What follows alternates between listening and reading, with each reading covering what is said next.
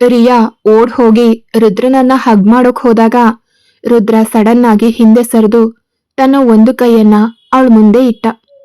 ರುದ್ರನ ಈ ರಿಯಾಕ್ಷನ್ ನೋಡಿ ರಿಯಾ ಅಲ್ಲೇ ನಿಂತ್ಲು. ರುದ್ರನಿಗೆ ವಿರುದ್ಧವಾಗಿ ಹೋಗಿ ಅವನನ್ನ ಹಗ್ ಮಾಡೋಕೆ ಅವಳಿಗೆ ಧೈರ್ಯ ಇರ್ಲಿಲ್ಲ. ರುದ್ರ ಕೋಪದಿಂದ ಹೇಳ್ದ, ನೀನು ಇಲ್ಲೇನ್ ಮಾಡ್ತಾ ಇದೀಯಾ ಅಂತ. ಆಗ ರಿಯಾ, ಅದು ನಾನು ನಿಮ್ ಜೊತೆಗಿರ್ಬೇಕು ಅನ್ಕೊಂಡೆ. ಅದಕ್ಕೆ ನಾನು ಕಾರ್ತಿಕ್ಗೆ ನನ್ನನ್ನ ಇಲ್ಲಿ ಬಿಟ್ಟು ಹೋಗೋಕೆ ಹೇಳ್ದೆ. ನನಗೆ ಹೋಟೆಲ್ನಲ್ಲಿರೋದು ಸರಿ ಹೋಗಲ್ಲ. ಅಲ್ಲಿದ್ರೆ ನನ್ನ ಹೆಲ್ತ್ ಹಾಳಾಗತ್ತೆ. ಮತ್ತೆ ಡ್ಯಾಡ್ ಕೂಡ ನಾನು ನಿಮ್ ಜೊತೆನೇ ಇರ್ಬೇಕು ಅಂತ ಹೇಳಿದ್ರು. ನೀವು ನನ್ನನ್ನ ಚೆನ್ನಾಗಿ ನೋಡ್ಕೋತೀರಾ ಅಂದ್ಲು. ರುದ್ರನ ಕಣ್ಣುಗಳು ಆ ಮಾತ್ ಕೇಳಿ ಕೆಂಡದಂತೆ ಆಗ್ತಿದ್ವು. ಅವನು ರಿಯಾ ಮೇಲೆ ಸ್ವಲ್ಪನೂ ದಯೆ ತೋರಿಸ್ಲಿಲ್ಲ. ಮತ್ತೆ ಕಾರ್ತಿಕ್ನ ಕಡೆಗೆ ಕೈ ತೋರಿಸಿ ಹೇಳ್ದ, ನಿನ್ನ ಜೀವ ನಿನಗ್ ಬೇಕಾಗಿದ್ರೆ ಈ ಹುಡ್ಗಿನ ಈಗ್ಲೇ ಇಲ್ಲಿಂದ ಕರ್ಕೊಂಡು ಹೋಗು. ಇಲ್ಲಾಂದ್ರೆ ನೀನು ನಾಳಿನ ಸೂರ್ಯನನ್ನ ನೋಡೋಕೆ ಆಗಲ್ಲ ಅಂದ. ರುದ್ರ ಹಾಗೆ ಹೇಳಿದ ಕೂಡ್ಲೆ ಕಾರ್ತಿಕ್ ನಡುಗಿ ಹೋದ. ಅವನಿಗೆ ತುಂಬಾನೇ ಭಯ ಆಯ್ತು. ರಿಯಾನೇ ರುದ್ರನ್ ಮನೆಗ್ ಬರೋಕೆ ಹಠ ಮಾಡಿದ್ಲು. ಅದಕ್ಕೆ ಕಾರ್ತಿಕ್ ಅವಳನ್ನ ಇಲ್ಲಿ ಕರ್ಕೊಂಡ್ ಬರ್ಲೇಬೇಕಾಯ್ತು. ಅವನಿಗೆ ಅವಳನ್ನ ಇಲ್ಲಿ ಕರ್ಕೊಂಡ್ ಬರೋಕೆ ಇಷ್ಟ ಇರ್ಲಿಲ್ಲ. ಆದ್ರೆ ಅವನಿಗೆ ಬೇರೆ ದಾರಿನೇ ಇರ್ಲಿಲ್ಲ. ಇನ್ನು ಅವನು ಏನ್ ತಾನೇ ಮಾಡೋಕಾಗ್ತಿತ್ತು. ಕಾರ್ತಿಕ್ ರಿಯಾ ಹತ್ರಕ್ ಬಂದು ತಲೆ ಬಗ್ಸಿ ಹೇಳ್ದ, ಮೇಡಮ್, ನಾನ್ ನಿಮ್ಗೋಸ್ಕರ ಸಿಟಿಯಲ್ಲಿರೋ ದೊಡ್ಡ ಹೋಟೆಲ್ ಬುಕ್ ಮಾಡ್ತೀನಿ. ನಾನು ನಿಮ್ಮನ್ನ ಅಲ್ಲಿ ಕರ್ಕೊಂಡು ಹೋಗ್ತೀನಿ. ನಿಮಗೆ ಹೇಗ್ ಸರಿ ಅನ್ಸುತ್ತೋ ಅದನ್ನೇ ನಾನ್ ಮಾಡ್ತೀನಿ ಅಂದ. ಕಾರ್ತಿಕ್ ಹಾಗೆ ಹೇಳಿದ ಕೂಡ್ಲೆ ರಿಯಾಗೆ ತುಂಬಾ ಕೋಪ ಬಂತು. ಅವಳು ಫೋನ್ ತಗೊಂಡು ಅವಳ ಡ್ಯಾಡಿ ಕಾಲ್ ಮಾಡಿದ್ಲು. ಒಂದೇ ರಿಂಗಿಗೆ ಅವಳ ಡ್ಯಾಡಿ ಕಾಲ್ ಪಿಕ್ ಮಾಡಿದ್ರು. ಡ್ಯಾಡ್ ಅಂತ ರಿಯಾ ಸ್ವಲ್ಪ ಅಳ್ತಾ ಹೇಳಿದ್ಲು. ನೀವ್ ತಾನೇ ಹೇಳಿದ್ರಿ ನಾನ್ ರುದ್ರನ್ ಜೊತೆಗೆ ಅವನ ಮನೇಲೇ ಇರ್ತೀನಿ ಅಂತ. ಆದ್ರೆ ರುದ್ರ ನನ್ನನ್ನ ಮನೆಯಿಂದ ಆಚೆ ಹಾಕ್ತಾ ಇದ್ದಾನೆ. ನಾನು ಹೋಟೆಲ್ನಲ್ಲಿ ಇರ್ಬೇಕಂತೆ. ನಾನು ಒಬ್ಳೇ ಇರ್ಬೇಕು ಅನ್ನೋದಾದ್ರೆ ನನ್ನನ್ನ ಇಲ್ಲಿ ಕಳ್ಸಿದ್ ಯಾಕೆ ಅಂತ ಕೇಳಿದ್ಲು. ಅವಳ ತಂದೆಗೆ ಮಗಳ ಮಾತ್ ಕೇಳಿದ ತಕ್ಷಣ ಕೋಪ ಬಂತು. ಅವರು ಸ್ವಲ್ಪ ಕೋಪದಲ್ಲೇ, ರುದ್ರ ನಿನ್ನ ಮನೆಯಿಂದ ಆಚೆ ಹಾಕ್ತಿದಾನ? ಏನ್ ಹೇಳ್ತಾ ಇದೀಯ ನೀನು? ಅವನ್ ಹಂಗ್ ಮಾಡ್ಲಿಕ್ಕೆ ಹೇಗಾಗತ್ತೆ? ನಾನ್ ಮಾತಾಡ್ತೀನಿ ಅವನ ಹತ್ರ ಅಂದ್ರು.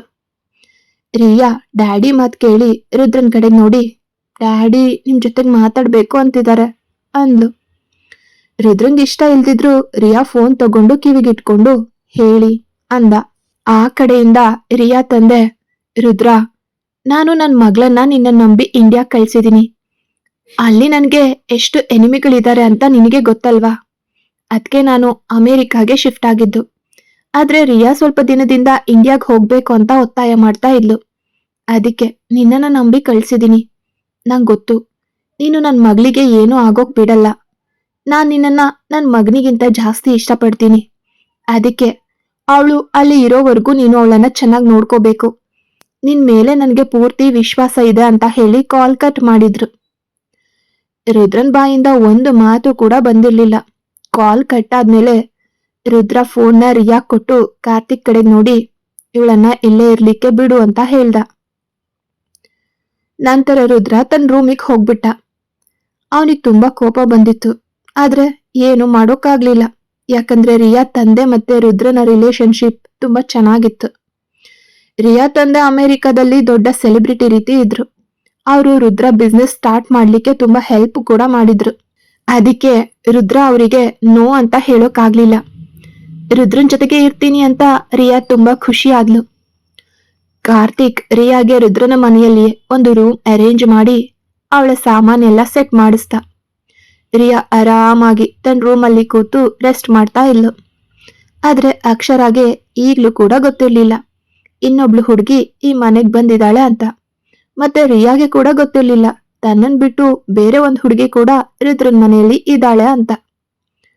ರಿಯಾ ಯೂನಿವರ್ಸಿಟಿಲಿ ಇದ್ದಾಗ್ಲಿಂದಲೇ ರುದ್ರನನ್ನ ತುಂಬಾ ಇಷ್ಟಪಡ್ತಿದ್ಲು. ಆದ್ರೆ ರುದ್ರನ ನೋಡಿದ್ರೇನೆ ಅವಳಿಗೆ ಭಯ ಆಗ್ತಿತ್ತು. ಹಾಗಾಗಿ ತನ್ನ ಮನಸ್ಸಿನ ಮಾತನ್ನ ಅವನಿಗೆ ಹೇಳೋಕಾಗ್ಲಿಲ್ಲ. ಸ್ವಲ್ಪ ದಿನದಿಂದ ಅವಳ ಡ್ಯಾಡಿ ಇಂಡಿಯಾಗ್ ಹೋಗಿ ಅಲ್ಲಿನ ಕಲ್ಚರ್ ಕಲಿ ಅಂತ ಒತ್ತಾಯ ಮಾಡ್ತಿದ್ರು. ಆದ್ರೆ ಇವಳಿಗೆ ಇಂಡಿಯಾಗ್ ಬರ್ಬೇಕು ಅಂತ ಏನೂ ಇರ್ಲಿಲ್ಲ. ಯಾವಾಗ ಅವಳ ಡ್ಯಾಡಿ ರುದ್ರ ನಿನ್ನ ನೋಡ್ಕೊಂತಾನೆ ಅಂತ ಹೇಳಿದ್ರು ಆಗ ತುಂಬಾ ಖುಷಿ ಆಯ್ತು ರಿಯಾಗೆ. ರುದ್ರ ಮತ್ತೆ ಅವಳು ಒಂದೇ ಮನೇಲಿ ಇರ್ಬೇಕು ಅಂದ್ರೆ ಇದಕ್ಕಿಂತ ಬೆಸ್ಟ್ ಏನಿರ್ಲಿಕ್ ಸಾಧ್ಯ? ಅವಳ ಡ್ಯಾಡಿಗೂ ಕೂಡ ಅದೇ ಇತ್ತು.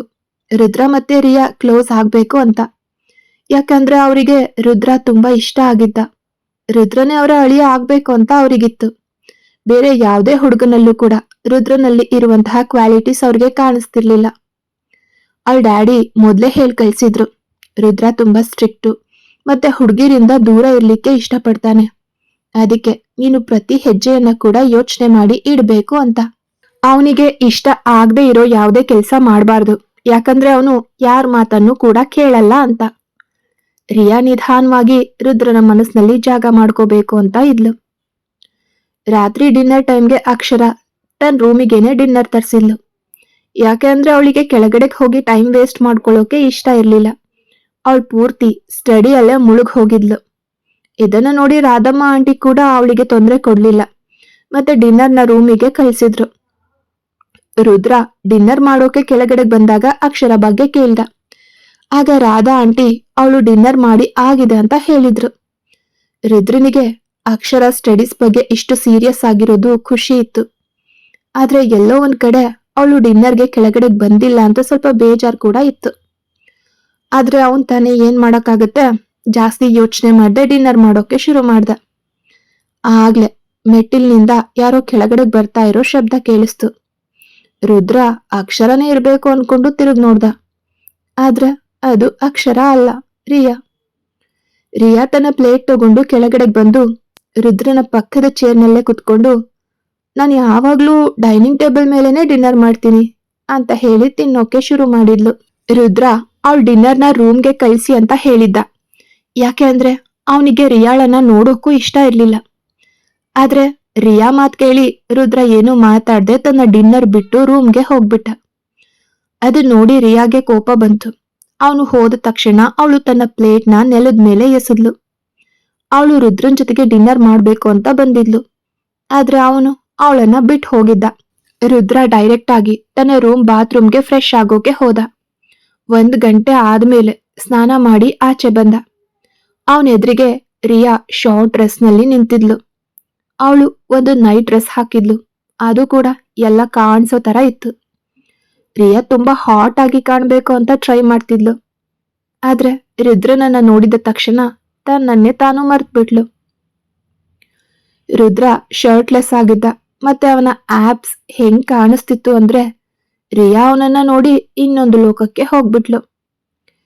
ಆ ಕಡೆ ಅಕ್ಷರ ಕೂಡ ಈಗಷ್ಟೇ ತನ್ನ ರೂಮಿಂದ ನೀರ್ ತಗೊಳೋಕೆ ಆಚೆಗ್ ಬಂದಿದ್ಲು. ರುದ್ರಂಗೆ ರಿಯಾಳನ್ನ ತನ್ನ ರೂಮ್ನಲ್ಲಿ ನೋಡಿ ಸಿಕ್ಕಾಬಟ್ಟೆ ಕೋಪ ಬಂತು. ಅವನ್ ತಕ್ಷಣ ಅವಳ ಕಡೆಗ್ ನೋಡೋದ್ ನಿಲ್ಸಿ, ಏನ್ ಮಾಡ್ತಿದ್ಯಾ ನೀನಿಲ್ಲಿ, ಈಗ್ಲೇ ಹೋಗೋ ಇಲ್ಲಿಂದ ಅಂತ ಜೋರಾಗಿ ಸಿಟ್ಟಲ್ಲಿ ಹೇಳ್ದ. ಆದ್ರೆ ರಿಯಾ ಹೋಗೋ ಮೂಡಲ್ಲಿ ಇರ್ಲಿಲ್ಲ. ಯಾಕಂದ್ರೆ ಅವಳು ಅವನನ್ನ ಆಸೆ ತುಂಬಿದ ಕಣ್ಣುಗಳಿಂದಲೇ ನೋಡ್ತಿದ್ಲು. ಅವಳು ನಿಧಾನವಾಗಿ ರುದ್ರನ ಹತ್ತಿರಕ್ಕೆ ಹೋಗ್ತಿದ್ಲು. ಅವಳಿಗೆ ಏನ್ ಅನ್ನಿಸ್ತಿತ್ತು ಅಂದ್ರೆ, ಯಾವ ಗಂಡ್ಸು ತಾನೆ ತನ್ನ ಮುಂದೆ ಇಷ್ಟು ಹಾಟ್ ಆಗಿರೋ ಹುಡುಗಿನ ನೋಡಿ ಕಂಟ್ರೋಲ್ ಮಾಡ್ಕೊಳ್ಳೋಕೆ ಆಗತ್ತೆ ಅಂತ. ಆ ಕಡೆ ಅಕ್ಷರ ತನ್ನ ರೂಮಿಂದ ನೀರ್ ತರೋಕೆ ಕೆಳಗಡೆಗೆ ಹೋಗ್ತಿದ್ದಾಗ ರುದ್ರನ ರೂಮಿಂದ ಅವನ ಜೋರಾದ ಕೂಗಾಟ ಕೇಳಿಸ್ತು. ಇವತ್ತು ಅವಳು ಹೇಗೋ ಅವನಿಗೆ ತೊಂದರೆ ಕೊಟ್ಟಿರ್ಲಿಲ್ಲ. ಅದು ಅಲ್ಲದೆ ಅವನ್ ಬೇರೆ ಸಿಟ್ನಲ್ಲಿ ಇರೋ ಹಾಗೆ ಕಾಣ್ತಿದೆ. ಅದಕ್ಕೆ ಅಕ್ಷರಗೆ ಒಂದ್ಸಲ ಹೋಗಿ ನೋಡ್ಬೇಕು, ಒಂದ್ಸಲ ಆದ್ರೂ ಅವನಿಗೆ ಟಿಪಿಕಲ್ ಅಕ್ಷರ ಸ್ಟೈಲಲ್ಲಿ ತೊಂದರೆ ಕೊಡ್ಬೇಕು ಅಂತ ಅನ್ನಿಸ್ತು. ಹಾಗ್ ಮಾಡಿದ್ರೇನೆ ಅವಳಿಗೆ ನೆಮ್ಮದಿಯಾಗಿ ನಿದ್ರೆ ಬರೋದು. ಅದಕ್ಕೆ ಅವಳು ರುದ್ರನ ರೂಮ್ ಕಡೆಗೆ ಹೋದ್ಲು. ಜೋರಾಗಿ ರೂಮ್ ಡೋರ್ ಓಪನ್ ಮಾಡಿ ಶಾಕ್ ಆಗ್ಬಿಟ್ಲು. ರುದ್ರ ಶರ್ಟ್ಲೆಸ್ ಆಗಿದ್ದ. ಮತ್ತೆ ಅವನ ಎದುರಿಗೆ ನೈಟ್ ಸೂಟ್ನಲ್ಲಿ ಒಂದು ಬ್ಯೂಟಿಫುಲ್ ಹುಡುಗಿ ನಿಂತಿದ್ಲು. ಅಕ್ಷರ ಕಣ್ಣುಗಳು ಅಕ್ಷರಶಃ ಅಗಲ ಆಗೋಗಿದ್ವು. ಅವಳ ಜಾಗದಲ್ಲಿ ಬೇರೆ ಯಾರಾದ್ರೂ ಹುಡುಗಿ ಇದ್ದಿದ್ರೆ ಆ ಸೀನ್ ನೋಡಿ ಸುಮ್ನೆ ಅಲ್ಲಿಂದ ಹೋಗ್ಬಿಡ್ತಿದ್ರು. ಆದ್ರೆ ಅಕ್ಷರ ಅವರಿಬ್ರನ್ನ ಗಾಢವಾಗಿ ನೋಡ್ತಿದ್ಲು. ಹೇಗಪ್ಪ ಅಂದ್ರೆ ತನ್ನ ಗಂಡ ಬೇರೆ ಹೆಂಗಸಿನ ಜೊತೆ ಸಿಕ್ಬಿದ್ರೆ ಹೆಂಗ್ ನೋಡ್ತಾರೋ ಹಂಗೆ. ಅಕ್ಷರನ ನೋಡಿ ರುದ್ರನ ಕಣ್ಣುಗಳಿಗೆ ಸಮಾಧಾನ ಅನ್ನಿಸ್ತು. ಆದ್ರೆ ಅಕ್ಷರ ಅವನ್ ಬಗ್ಗೆ ಏನ್ ಯೋಚಿಸ್ತಿದ್ದಾಳೆ ಅಂತ ಅವನಿಗೆ ಗೊತ್ತಿರ್ಲಿಲ್ಲ. ಆದ್ರೆ ಅಲ್ಲಿ ರಿಯಾ ಅಕ್ಷರನ ನೋಡಿ ಕಂಪ್ಲೀಟ್ಲಿ ಶಾಕ್ ಆಗಿದ್ಲು. ತನ್ನ ಎದುರಿಗೆ ಒಂದ್ ಹುಡುಗಿನ ನೋಡ್ತಿದ್ದೀನಿ ಅಂತ ಅವಳಿಗೆ ನಂಬೋಕೆ ಆಗ್ಲಿಲ್ಲ. ಆ ಮೂವರಲ್ಲಿ ಯಾರೊಬ್ರು ಮಾತಾಡ್ಲಿಲ್ಲ. ಎಲ್ರೂ ಅವ್ರವ್ರ ಯೋಚನೆಗಳಲ್ಲಿ ಸುಮ್ನೆ ನಿಂತಿದ್ರು. ಆದ್ರೆ ಸ್ವಲ್ಪ ಹೊತ್ತಿನ ಮೇಲೆ ಅಕ್ಷರಾಗೆ ಕಾನ್ಶಿಯಸ್ ಬಂದು ಮತ್ತೆ ಅವಳು ಏನು ಮಾತಾಡದೆ ಅಲ್ಲಿಂದ ಹೊರಟ್ಬಿಟ್ಲು. ಅವಳು ಹೋದ್ಮೇಲೆ ರುದ್ರ ರಿಯಾಳನ್ನ ನೋಡ್ದ. ಅವಳು ಇನ್ನೂ ಆಶ್ಚರ್ಯದಿಂದ ಡೋರನ್ನೇ ನೋಡ್ತಿದ್ಲು. ರುದ್ರ ಅವಳಿಗೆ ಕೋಪದಿಂದ ನೀನ್ ಇನ್ನೂ ಇಲ್ಲೇ ನಿಂತಿದ್ಯಾ ಅಂತ ಕೇಳ್ದ. ಅವನ್ ಮಾತ್ ಕೇಳಿ ರಿಯಾ ವಾಸ್ತವಕ್ ಬರ್ತಾಳೆ. ಮತ್ತೆ ರುದ್ರನ ಕಣ್ಣುಗಳು ಡೇಂಜರಸ್ ಆಗಿರೋದನ್ನ ನೋಡಿದ್ಲು. ಅವಳು ಅಕ್ಷರ ಬಗ್ಗೆ ಕೇಳ್ಬೇಕು ಅನ್ಕೊಂಡಿದ್ಲು. ಆದ್ರೆ ಅವಳಿಗೆ ಧೈರ್ಯ ಇರ್ಲಿಲ್ಲ ಕೇಳೋಕೆ. ಆಗ ಅವಳಿಗೆ ಒಂದ್ ಐಡಿಯಾ ಬಂತು. ಮತ್ತೆ ಅವಳು ರುದ್ರಂಗ್ ಹೇಳಿದ್ಲು, ರುದ್ರ, ನಾನು ನಿಮ್ ಜೊತೆಗೆ ಒಂದು ಇಂಪಾರ್ಟೆಂಟ್ ವಿಷಯ ಮಾತಾಡ್ಬೇಕು, ತುಂಬಾನೇ ಅರ್ಜೆಂಟ್ ಇದೆ ಅಂತ. ರುದ್ರ ತನ್ನ ಬಟ್ಟೆಗಳನ್ನ ವಾರ್ಡ್ರೋಬ್ನಿಂದ ತೆಗಿತಾ, ಮೊದ್ಲು ಈ ಅಸಹ್ಯವಾದ ಬಟ್ಟೆನ ಚೇಂಜ್ ಮಾಡ್ಕೊಂಡ್ ಬಾ, ಆಮೇಲೆ ಮಾತಾಡು, ಏನ್ ಮಾತಾಡ್ಬೇಕೋ ಅದೆಲ್ಲ ಅಂತ ಹೇಳ್ದ. ಹಾ ಸರಿ ಅಂತ ಹೇಳಿ ರಿಯಾ ತಕ್ಷಣ ರೂಮಿಂದ ಹೊರಗಡೆಗೆ ಹೋದ್ಲು. ಯಾಕಂದ್ರೆ ಅವಳಿಗೆ ಇವಾಗ ಅರ್ಥ ಆಗಿತ್ತು, ರುದ್ರನ ಮುಂದೆ ಅವಳ ವೇ ಇವತ್ತು ವರ್ಕ್ ಆಗಲ್ಲ ಅಂತ. ಆದ್ರೆ ಅವಳಿಗೆ ಅಕ್ಷರ ಬಗ್ಗೆ ತಿಳ್ಕೋಬೇಕು ಅಂತ ಇತ್ತು. ಯಾಕಂದ್ರೆ ರುದ್ರ ಅಕ್ಷರನ ನೋಡ್ತಿದ್ದ ರೀತಿ ರಿಯಾಗೆ ಏನಾಗ್ತಿದೆ ಅಂತ ಒಂದ್ ಗೊಂದಲ ಮೂಡ್ಸಿತ್ತು. ಯಾರೀ ಹುಡುಗಿ, ಮತ್ತೆ ಅವಳು ರುದ್ರನ್ ಮನೆಯಲ್ಲಿ ಏನ್ ಮಾಡ್ತಿದ್ದಾಳೆ ಅಂತ.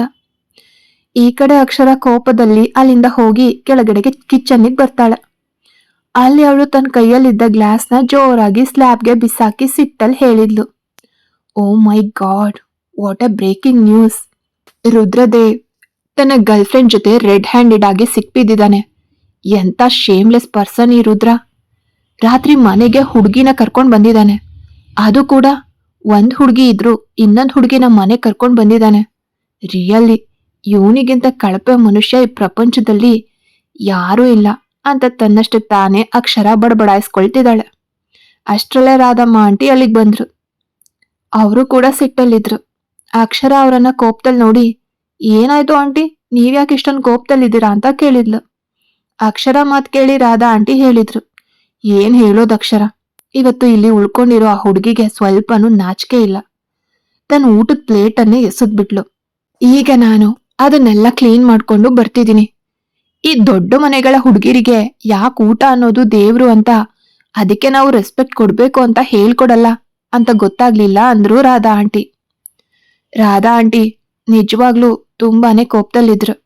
ಅಕ್ಷರ ಅವ್ರ ಮಾತ್ ಕೇಳಿ, ನೀವು ಚಿಂತೆ ಮಾಡ್ಬೇಡಿ ಆಂಟಿ, ಇಂತಹ ನಾಚಿಕೆಗೇಡು ಹುಡುಗಿರನ್ನ ಸರಿ ಮಾಡೋದು ನನಗ್ ಚೆನ್ನಾಗ್ ಗೊತ್ತು ಅಂತ ಹೇಳಿದ್ಲು. ಸುಮ್ನಿರು ಅಕ್ಷರ, ನೀನೇನು ಮಾಡ್ಬೇಡ, ಅವಳು ರುದ್ರನಿಗೆ ಸ್ವಲ್ಪ ಕ್ಲೋಸ್ ಅಂತೆ, ಆ ಕಾರಣಕ್ಕೆ ರುದ್ರ ನಿನ್ ಮೇಲೆ ಕೋಪ ಮಾಡ್ಕೋಬಹುದು ಅಂತ ಹೇಳಿದ್ರು. ಅಕ್ಷರ ಮನಸ್ನಲ್ಲೇ, ಹೊಸ್ದಾಗಿ ಅವನು ಏನ್ ಕೋಪ ಮಾಡ್ಕೊಳ್ಳೋದಿದೆ, ಒಣಗಿದ್ ಮುಖ ಮಾಡ್ಕೊಂಡು ಯಾವಾಗ್ಲೂ ಕೋಪದಲ್ಲೇ ಇರ್ತಾನೆ, ಇನ್ನೆಷ್ಟು ಕೋಪ ಮಾಡ್ಕೊಳ್ತಾನೆ ಅವನು ಅನ್ಕೊಂಡು ಆಮೇಲೆ ಅವಳು ರಾಧಾ ಆಂಟಿಗೆ ಮತ್ತೆ ಕೇಳಿದ್ಲು, ಆಂಟಿ ಆ ಹುಡ್ಗಿ ಯಾವಾಗ ಇಲ್ಲಿಗೆ ಬಂದಿದ್ಲು ಅಂತ. ರಾಧಾ ಆಂಟಿ ಯೋಚಿಸ್ತಾ, ನಾನ್ ತರಕಾರಿ ತರಕ್ ಹೋಗಿದ್ನಲ್ಲ, ಆಗ್ ಬಂದಿರಬಹುದು.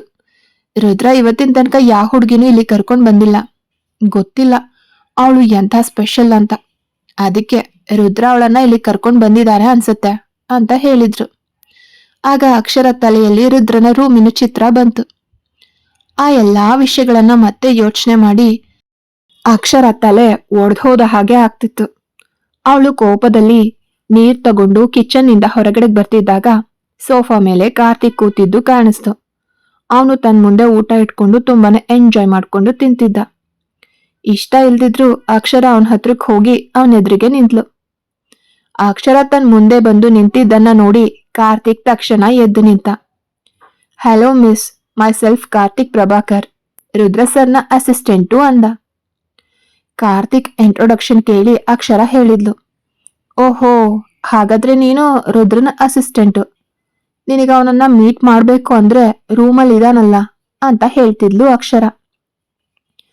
ಅಷ್ಟ್ರಲ್ಲೇ ಕಾರ್ತಿಕ್ ತಕ್ಷಣ ಹೇಳ್ದ, ಇಲ್ಲ, ನಾನು ಸರ್ನ ಮೀಟ್ ಮಾಡ್ದೆ, ಅವರು ನನ್ಗೆ ರಿಯಾ ಮೇಡಮ್ ರೂಮ್ನ ಸೆಟ್ ಮಾಡೋಕ್ ಹೇಳಿದ್ರು, ನಾನು ಆ ಕೆಲಸ ಮುಗಿಸಿ ಇಲ್ಲಿ ಕೂತಿದ್ದೀನಿ ಅಂದ. ಹಾಗಾದ್ರೆ ಆ ಬಿಚ್ ಹೆಸರು ರಿಯಾ ಅಂತಾನ ಅಂತ ಅಕ್ಷರ ತನ್ನ ಹಲ್ಲು ಕಚ್ತಾ ಹೇಳಿದ್ಲು. ಅಕ್ಷರ ಈಗಷ್ಟೇ ಹೇಳಿದ್ಲು ಅಲ್ವಾ, ಆ ಬಿಚ್ ಅನ್ನೋ ಪದವನ್ನ ಕಾರ್ತಿಕ್ ಸರಿಯಾಗಿ ಕೇಳಿಸ್ಕೊಂಡಿದ್ದ. ಕಾರ್ತಿಕ್ ಅಕ್ಷರ ಮಾತುಗಳನ್ನ ರಿಪೀಟ್ ಮಾಡಿ ಆಮೇಲೆ ಅಕ್ಷರ ಕಡೆ ಆಶ್ಚರ್ಯದಿಂದ ನೋಡ್ದ. ಅಕ್ಷರ ಇನ್ನೂ ಕೋಪದಲ್ಲೇ ಇದ್ಲು. ಅವಳು ಕಾರ್ತಿಕ್ ಮಾತುಗಳಿಗೆ ಉತ್ತರ ಕೊಡ್ತಾ, ಹಾ, ಅವಳು ಬಿಚ್ಚಲ್ದೆ ಮತ್ತೆ ಇನ್ನೇನು. ಯಾಕಂದ್ರೆ ಅವ್ರಿಬ್ರು ಇವಾಗ ಒಂದ್ ರೂಮ್ನಲ್ಲಿ ಏನೇನ್ ಮಾಡ್ತಿದಾರೋ ಗೊತ್ತಿಲ್ಲ. ಅವ್ರಿಬ್ರಿಗೂ ಸ್ವಲ್ಪನೂ ನಾಚಿಕೆನೇ ಇಲ್ಲ, ಎಸ್ಪೆಷಲಿ ಆ ರುದ್ರಂಗೆ. ನಾನು ಅವನ ಗರ್ಲ್ ಫ್ರೆಂಡ್ ಆಗಿದ್ದೀನಿ, ಮತ್ತೆ ಅವನು ಬೇರೆ ಹುಡುಗಿ ಜೊತೆಗೆ ರೂಮ್ನಲ್ಲಿ ಏನೇನೋ ಮಾಡ್ತಿದ್ದಾನೆ ಅಂದ್ಲು. ಅಕ್ಷರ ಮಾತುಗಳನ್ನ ಕಾರ್ತಿಕ್ ಗಮನ ಇಟ್ಟು ಕೇಳ್ತಿದ್ದ. ಅಕ್ಷರ ಮಾತು ಮುಗ್ಸೋವಾಗ್ಲೇ ಕಾರ್ತಿಕ್ ಕಣ್ಣುಗಳು ಕೂಡ ಆಶ್ಚರ್ಯದಿಂದ ವೈಡ್ ಆಗಿದ್ವು. ಅವನು ಹೇಗೋ ತನ್ನ ಬಾಯಿಂದ ಮಾತುಗಳನ್ನ ಹೊರಗಡೆ ತಂದ. ಇಲ್ಲ, ಹಂಗಾಗೋಕ್ ಸಾಧ್ಯ ಇಲ್ಲ. ನನಗ್ ಚೆನ್ನಾಗ್ ಗೊತ್ತು, ಬಾಸ್ ಹಂಗೆಲ್ಲ ಮಾಡಲ್ಲ. ಅವ್ರು ಯಾವ ಹುಡುಗಿ ಹತ್ರನೂ ಹೋಗಲ್ಲ. ಇನ್ನು ರಿಯಾ ಮೇಡಮ್ ವಿಷಯಕ್ಕೆ ಬಂದ್ರೆ, ಅವರು ನಮ್ಮ ಅಮೇರಿಕಾದ ಬಿಸ್ನೆಸ್ ಪಾರ್ಟ್ನರ್ ಮಗಳು. ರುದ್ರ ಸರ್ ಅವಳನ್ನ ಇಲ್ಲಿ ಇಟ್ಕೊಳ್ಳೋಕೆ ಇಷ್ಟಪಡ್ತಿರ್ಲಿಲ್ಲ. ಆದ್ರೆ ರಿಯಾ ಮೇಡಮ್ ಫಾದರ್ ಹಠ ಮಾಡಿದ್ರು. ಅದಕ್ಕೆ ರುದ್ರ ಸರ್ ನೋ ಅಂತ ಹೇಳೋಕ್ ಆಗ್ಲಿಲ್ಲ. ಸೊ ನೀವೇ ಯೋಚನೆ ಮಾಡಿ, ಯಾವ ಮನುಷ್ಯನಿಗೆ ರಿಯಾ ಮೇಡಮ್ನ ಇಲ್ಲಿ ಇಟ್ಕೊಳೋಕೆ ಇಷ್ಟ ಇಲ್ಲ? ಅವರು ಹೇಗವ್ರ ಜೊತೆಗೆ ಹಂಗ್ ಮಾಡ್ಲಿಕ್ಕಾಗತ್ತೆ ಅಂದ. ನೀನ್ ಏನ್ ಹೇಳ್ತಿದ್ಯಾ? ಅಂದ್ರೆ ರುದ್ರ ಹಂಗೆಲ್ಲ ಮಾಡಲ್ಲ ಅಂತನ? ಹಾಗಾದ್ರೆ ನಾನ್ ನೋಡಿದ್ದು ನನ್ ಭ್ರಮೆನಾ ಅಂತ ಅಕ್ಷರ ಕೋಪದಲ್ಲಿ ಕೇಳಿದ್ಲು. ಹಾಗಾದ್ರೆ ನೀವು ನಿಜವಾಗ್ಲೂ ಅವ್ರಿಬ್ರನ್ನ ಹಂಗೆ ಒಂದ್ ಪೊಸಿಷನ್ ಅಲ್ಲಿ ನೋಡಿದ್ರಾ? ಅದನ್ನ ನೀವು ನೋಡ್ಬಾರ್ದಿತ್ತಾ ಅಂತ ಕಾರ್ತಿಕ್ ಆಶ್ಚರ್ಯದಿಂದ ಕೇಳ್ದ. ಇಲ್ಲ, ಆ ಥರ ಪೊಸಿಷನ್ ಅಲ್ಲೇನೂ ನೋಡ್ಲಿಲ್ಲ. ಅವರಿಬ್ರು ಬರೀ ನಿಂತಿದ್ರು. ಆದ್ರೆ ಅಂತ ಅಕ್ಷರ ಏನೋ ಹೇಳೋ ಅಷ್ಟ್ರಲ್ಲೇ ಕಾರ್ತಿಕ್ ಮಧ್ಯದಲ್ಲೇ ಮಾತಾಡ್ದ. ಹಾಗಾದ್ರೆ ನೀವು ಹೇಗೆ ಅವರಿಬ್ರು ತಪ್ಪು ಮಾಡ್ತಿದ್ರು ಅಂತ ಹೇಳೋಕ್ಕಾಗುತ್ತೆ ಅಂದ. ಅಕ್ಷರ ಈ ಬಗ್ಗೆ ಯೋಚಿಸಿದ್ಲು. ಆಮೇಲೆ ಯೋಚಿಸ್ತಾ ಹೇಳಿದ್ಲು, ಏನ್ ಗೊತ್ತಾ, ಅವರಿಬ್ರು ಆ ಟೈಮಲ್ಲಿ ಶುರು ಮಾಡೋಕೆ ರೆಡಿ ಇರಬಹುದೇನೋ ಅಂದ್ಲು.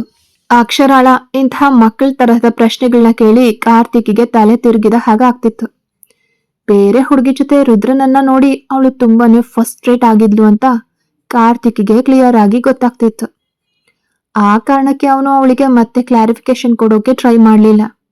ಬದ್ಲಿಗೆ ಅವಳನ್ನ ಇನ್ನಷ್ಟು ಕೆರಳಿಸೋ ಉದ್ದೇಶದಿಂದ, ಹಾ, ಹಂಗೆ ಆಗಿರಬಹುದು. ಅವರಿಬ್ರು ಏನಾದ್ರೂ ಮಾಡೋಕೆ ರೆಡಿ ಆಗಿರಬಹುದು. ಆದ್ರೆ ನನಗೆ ನಮ್ ಸರ್ ಮೇಲೆ ನಂಬಿಕೆ ಇದೆ, ಅವರು ಹಂಗೆಲ್ಲ ಮಾಡಲ್ಲ. ಆದ್ರೆ ರಿಯಾ ಮೇಡಮ್ ಸರ್ನ ಸೆಡ್ಯೂಸ್ ಮಾಡೋಕೆ ಟ್ರೈ ಮಾಡ್ತಿರ್ಬಹುದು. ಮತ್ತೆ ಅದರಲ್ಲಿ ಅವರು ಸಕ್ಸಸ್ಫುಲ್ ಕೂಡ ಆಗಬಹುದು. ಯಾಕಂದ್ರೆ ಅವರು ಅಷ್ಟು ಬ್ಯೂಟಿಫುಲ್ ಆಗಿದ್ದಾರೆ. ಮತ್ತೆ ರುದ್ರ ಸರ್ ಕೂಡ ತನ್ನನ್ನ ತಾನು ಎಲ್ಲಿ ತನಕ ಕಂಟ್ರೋಲ್ ಮಾಡ್ಕೊಳ್ಳೋಕ್ಕಾಗತ್ತೆ? ಅವ್ರೇನು ಸಂತ ಮಹಾತ್ಮ ಅಲ್ಲ. ಏನ್ ಗೊತ್ತು, ಅವರು ಕೂಡ ರಿಯಾ ಮೇಡಮ್ ಜೊತೆಗೆ ಇನ್ವಾಲ್ವ್ ಆಗಿರಬಹುದು. ನಾವು ಈ ಬಗ್ಗೆ ಯೋಚನೆ ಮಾಡ್ಲೇಬೇಕು ಅಂದ. ಕಾರ್ತಿಕ್ ಮಾತುಗಳು ಮುಗ್ದ ತಕ್ಷಣ ಅಕ್ಷರ ಮುಖ ಕಪ್ಪಾಗಿ ಹೋಯ್ತು. ರುದ್ರನ ಜೊತೆಗೆ ಅವಳು ತುಂಬಾ ಟೈಮ್ ಕಳೆದಿದ್ದಾಳೆ. ಮತ್ತೆ ಅವಳಿಗೆ ಇಷ್ಟಂತೂ ಗೊತ್ತಿತ್ತು, ರುದ್ರ ಹುಡುಗಿರ್ ಜೊತೆಗೆ ಮಾತಾಡೋಕೆ ಇಷ್ಟಪಡಲ್ಲ ಅಂತ. ಅದಕ್ಕೆ ರಿಯಾನೆ ಅವನನ್ನ ಸೆಡ್ಯೂಸ್ ಮಾಡೋಕೆ ಟ್ರೈ ಮಾಡ್ತಿದ್ದಾಳಂತ ಅವಳಿಗೆ ಅನ್ನಿಸ್ತು. ಅಕ್ಷರ ಸ್ವಲ್ಪ ಡೀಪ್ ಆಗಿ ಯೋಚನೆ ಮಾಡಿದ್ಲು. ಮತ್ತೆ ಅವಳಿಗೆ ನೆನಪಾಯ್ತು, ಅವಳು ರುದ್ರನ ರೂಮ್ ಡೋರ್ ಹತ್ರ ನಿಂತಿದ್ದಾಗ ರುದ್ರನ ಕೈಲಿ ಒಂದು ಟವಲ್ ಇತ್ತು. ಅಂದ್ರೆ ಅವನು ಸ್ನಾನ ಮಾಡಿ ಆಚೆಗೆ ಬಂದಿದ್ದ. ಮತ್ತೆ ರಿಯಾ ಅವನ ಎದುರಿಗೆ ನಿಂತಿದ್ಲು. ಅಂದ್ರೆ ರುದ್ರ ಬಾತ್ರೂಮಿಗೆ ಹೋದ್ಮೇಲೆ ಇವಳು ರೂಮಿಗೆ ಬಂದಿರಬಹುದು. ಮತ್ತೆ ಇನ್ನೊಂದು ವಿಷಯ ಅಂದ್ರೆ, ರುದ್ರನ ಫೇಸ್ ನೋಡಿದ್ರೆ ಅವನು ರೊಮ್ಯಾಂಟಿಕ್ ಮೂಡ್ನಲ್ಲಿ ಇದ್ದಾನೆ ಅನ್ನೋ ಹಾಗೆ ಇರ್ಲಿಲ್ಲ ಅಲ್ವಾ? ಅವನು ಸದಾಕಾಲ ಎಕ್ಸ್ಪ್ರೆಷನ್ಲೆಸ್ ಆಗೇ ಇರ್ತಾನೆ.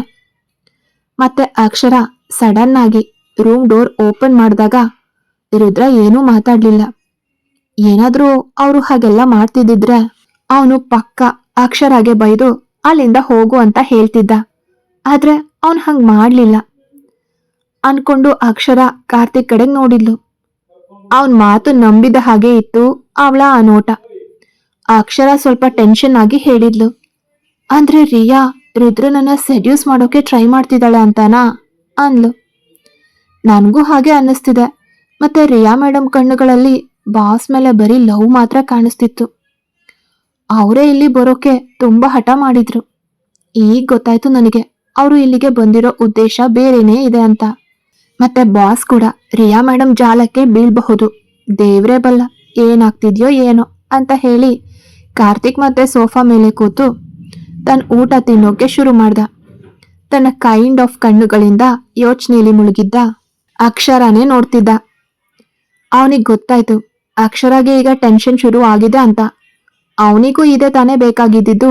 ಅವನು ಮತ್ತೆ ಅಕ್ಷರಾಗೆ ನೀವ್ ಹೋಗಿ ಮಲ್ಗಿ, ಬಾಸ್ಗೆ ಇವತ್ ರಾತ್ರಿ ಎಂಜಾಯ್ ಮಾಡೋಕೆ ಬಿಡಿ ಅಂತ ಹೇಳ್ದ.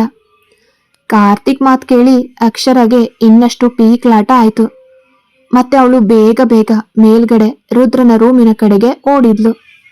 ಕತೆ ಮುಂದುವರಿಯುತ್ತೆ.